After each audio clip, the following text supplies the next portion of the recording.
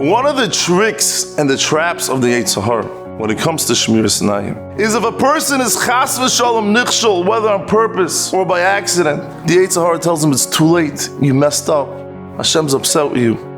But there can be nothing further from the truth.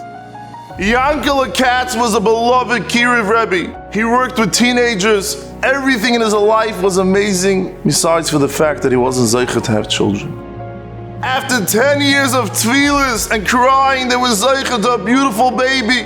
They named him Moishele. Moishele brought so much simcha into their life. When he turned 3, it was a tremendous occasion. Yankele brought Moishele to get upsharim by the Gedolim. Then he brought him to the cheder to lick off the honey. After he finished licking off the honey, he brought him to his Mora, dropped him off in the plague roof.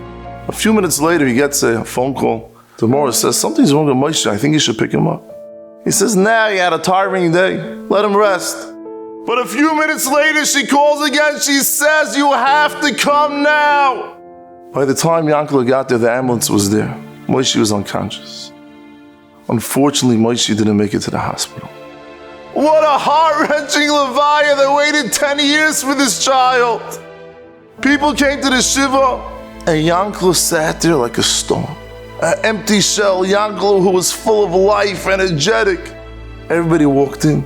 10 minutes of awkward silence, and they walked out and they said, Hamokim Eschem Eschem. The third day of Shiva, his Talmidim walked in, and they looked what's going on. This is not their Rebbe. After a few minutes, one of them comes over and they say, Rebbe, if we keep this Shabbos, will you come back to yourself? Yankele was quiet for a few minutes. Then he jumps up and he says, yes! And he starts talking about Emunah, B'tach, and the Rebbeinu Shalom is only good. Yankele was 100% back to himself.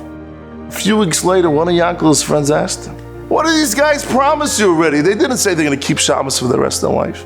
They only promised one Shabbos. Yankele said, at first I thought the same thing.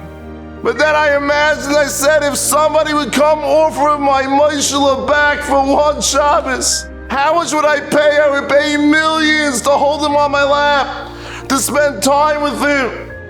When a person keeps Shabbos or one Shabbos, the Rebbeinu Shalom loves it. The Yushalmi in Bracha says, when you give Shmiras Einayim to the Rebbeinu Shalom, Rebbeinu Shalom says, you're with me.